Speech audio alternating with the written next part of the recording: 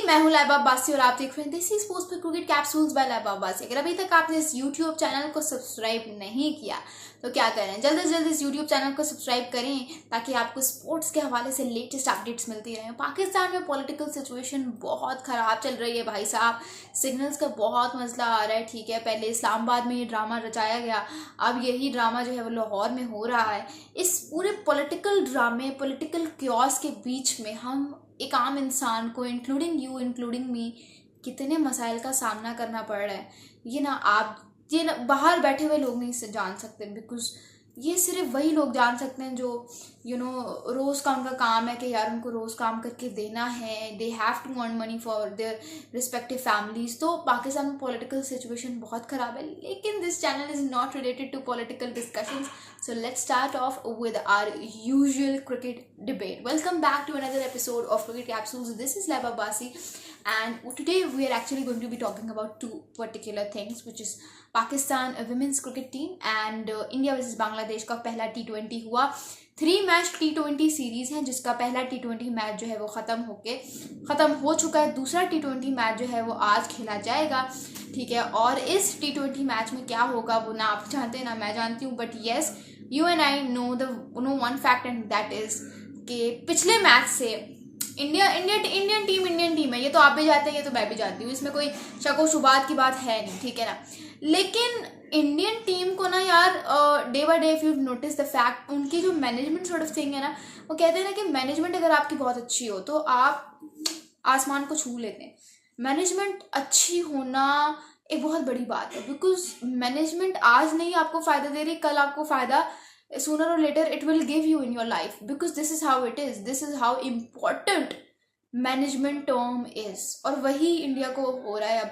मतलब उनको देखो, अब उनको कोई परवाह नहीं है। विराट कोहली ने रिटायरमेंट ले ली है T20 इंटरनेशनल से, रोहित शर्मा ने रिटायरमेंट ले ली है, रविंद्र जडेजा ने रिटायरमेंट ले लिया है। उनको कोई फर्क नहीं पड़ रहा, क्योंकि उनको वो उससे तो फर्क पड़ने दूर की बात, जसप्रीत बुमराह, मोहम्मद सिराज, शामी, इन जैसे बॉलर्स को उन्होंने अपने पहले T20 में नहीं खिलाया। Like you look at the playing exercise, उसमें कोई ऐसे सीनियर प्लेयर नहीं था except for Surya Kumar Yadav and then Hardik Pandya, और कोई भी उस तरह से बड़ा खिलाड़ी नहीं था इनकी टीम में। तो फिर भी उन्होंने यार मतलब और दूसरी तरफ बांग्लादेश को देखो, उन्होंने फुल स्ट्रेंथ साइड खिलाई है। और बांग्लादेश की हालत क्या की कि मतलब Bangladesh batting first positive target of only 128 run, जो कि इंडिया ने just in span of 11.5 overs for the loss of only 3 wickets chase कर डाला। Do you see that? मतलब एक के बाद एक उनके पास यूं प्लेयर निकल के आ रहा है। पहले शुभमन आया, फिर यशस्वी जायसवाल आया, ठीक है, फिर बॉलर्स में आप उनको अभिषेक शर्मा आया, फिर अब उनके पास ये मयंक यादव आया है। Such a great bowler. I mean the bounce he gets and then जाहिर सी बात है वो जो बॉल को छोड़ता है तो समझ नहीं आती कि ये कहाँ पे आके लगेगी, समझ नहीं आती बैटर को कि कौन सा शॉट इस पे एग्जीक्यूट करवाना है, कौन सा नहीं करवाएगा। It gets very confuse, it can get very confusing for the batsman. He can go shorter, he can hit the deck well. So I feel like these are some of his points जो कि उसको एक बहुत ही extraordinary bowler बना सकते हैं। Obviously courtesy of the management of Board of Control for Cricket in India, BCCI। अगर आपने लड़के को इतना अच्छा मैनेज करके अगर यहाँ तक पहुँचाया है, सो आई एम डेड श्योर कि आप इसको आगे भी अच्छा मैनेज करोगे। और इंडियन क्रिकेट टीम को बहुत अच्छे से प्रेशर हैंडल करना आता। बट आई फील लाइक कि इंडियन क्रिकेट टीम मतलब देखो ना, मयंक यादव जैसा प्लेयर ऐसे ज़मीन से उठ के तो आ नहीं गया होगा। जाहिर सी बात है, उसको मैनेज किया है, मैनेज करके यहाँ तक लेकर आए हो, तभी तो वो लड़का अब आज फ्रंट डेक पे आके अपने आप को रिप्रेजेंट करवा रहे इतने अच्छे से। सो इस पर आपके क्या कमेंट्स हैं, मुझे कमेंट्स में ज़रूर बताइएगा। उसके अलावा stop comparing Pakistan versus India. Stop comparing Pakistan versus India, because you can really not compare these two nations in terms of obviously cricketing sort of। obviously आप नहीं कर सकते हो compare. it sounds very weird, जिस तरह से कहते हैं ना, एक अच्छा टीचर जो होता है, एक अच्छा टीचर वो क्या करता है, वो एक स्टूडेंट की लाइफ बदल के रख देता है। उसी तरह से एक अच्छा सिस्टम, एक अच्छा हाउस होल्ड, वो प्लेयर की लाइफ बदल के रख देता है, बदल के। वो कहते हैं ना, एक बच्चा जब बड़ा होता है वो बड़ा क्वाइट सा होता है, उसको अपनी स्किल्स उस तरह से शोकेस करना नहीं आती, अपनी क्रिएटिविटी, अपना टैलेंट, बिकॉज वो जिस हाउस होल्ड में बड़ा हुआ होता है वो हाउस होल्ड उस तरह से होता नहीं है, इट्स टू वो बचपन से लड़ाई झगड़े देख देख के, बहन भाइयों के दरमियान यूनिटी नहीं होती, काइंड ऑफ बहुत डिप्रेसिंग सा माहौल है। तो बच्चा जाहिर सी बात है जिस माहौल में बढ़ता है उसी माहौल को देख देख के बढ़ता है, तो बाहर फिर जब वो बड़ा होता है वो ऐसा ही बन जाता है। उसी तरह से सिस्टम जो है ना, जो इस पूरी क्रिकेट को चला रहा होता है, उसको पता होता है कि किस तरह से मैंने अपने मुल्क की क्रिकेट को आगे लेके जाना है। सिस्टम में कभी ये कभी वो देखा है क्लास में जब बार बार टीचर्स बदलते हैं क्या हालत होती है स्टूडेंट्स की। टीचर्स बदल रहे हैं, अभी पिछले की समझ आती है, अगला आ जाता है, क्या करें। तो ये मैं आपको बड़ी बेसिक सी एग्जांपल्स दे रही हूँ कि आप लोगों को मेरा पॉइंट समझ आ जाए, मेरा पॉइंट आप लोगों को समझ आए कि मैं कहना क्या चाह रही हूँ।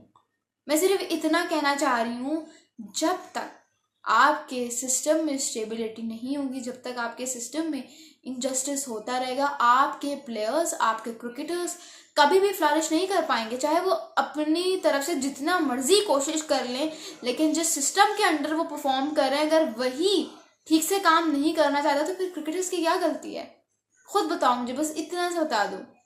उधर कोई इनसिक्योरिटी नहीं है, हर किसी को अपनी जॉब सिक्योरिटी बीसीसीआई ने इस तरह से प्रोवाइड की हुई है कि उनको पता है कि यार अगर हम 1 महीना भी क्रिकेट ना खेले ना, हमारी जगह कहीं नहीं जाएगी। पाकिस्तान में एक प्लेयर एक मैच छोड़ते हुए भी सोच रहा होता है 100 दफ़ा, यार मेरी जगह चली गई, मैं क्या करूँगा, मेरी तो नौकरी चली जाएगी, मैं घर कैसे चलाऊँगा। ये जो इनसिक्योरिटी है ना, ये प्लेयर्स को रेस्ट नहीं करने देती, and eventually it leads to something very worse. What do you think? मुझे कमेंट्स में ज़रूर बताना। Let's talk about Pakistan women versus Indian women.